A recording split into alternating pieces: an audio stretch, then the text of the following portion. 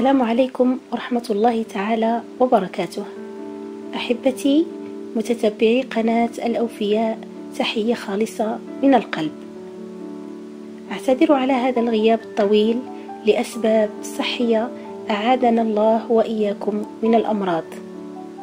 في البداية أرغب في تقديم آيات الشكر والتقدير لكم أنتم. نعم، هكذا بفضل الله أولا، ثم بفضل ثقتكم ودعمكم المتواصل وصلنا ل100,000 مشترك والحمد لله. وأخيرا وليس آخرا،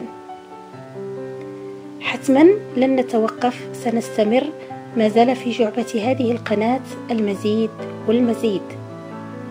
ربما لست محترفة، لكن أملك من الأفكار ما يجعلني متفائلة فخورة بكل ما أقدم.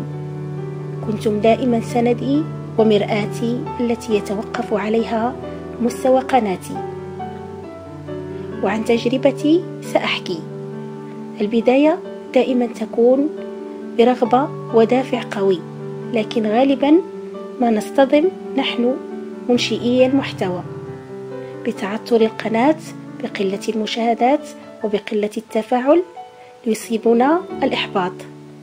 البعض منا يستسلم، ولكن أنا من بين من ضحى من أجل تقديم محتوى جيد مقبول وبعيد عن التقليد أو خدش الحياة أو فضح الحياة الخاصة أو خصوصيات المحيط الخاص بنا.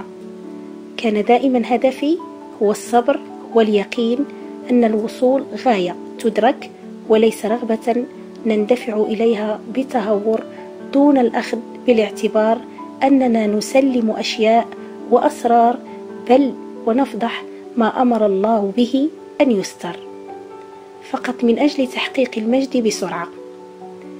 عن أي مجد تتحدثون؟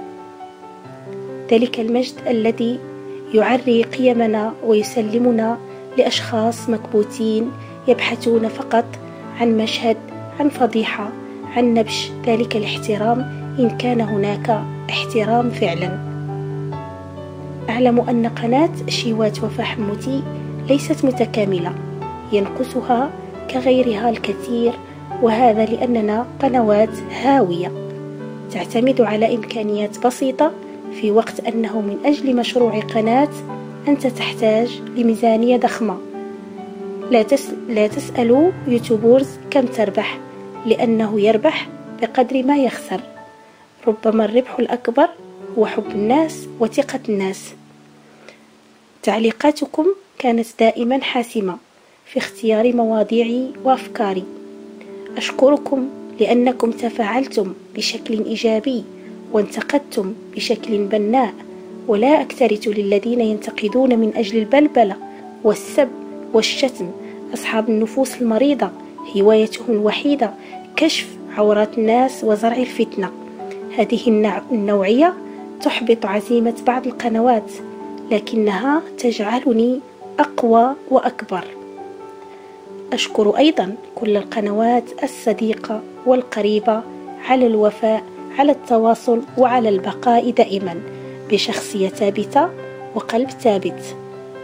من عاشرني يعلم جيدا أنني لا أملك شيئا أخفيه. أقدم المساعدة بدون مقابل، وأمنح المجال للكل بدون تميز، لأن بكل بساطة من يزرع خيرا يجده. أعتذر على الإطالة، لكن الحقيقة هي كل ما قلت، ورغبت كعادتي مشاركتها معكم. أحبتي، أجدد لكم عبارات الشكر والامتنان، وأعدكم أن أكون أكثر وفاء وعطاء من قبل.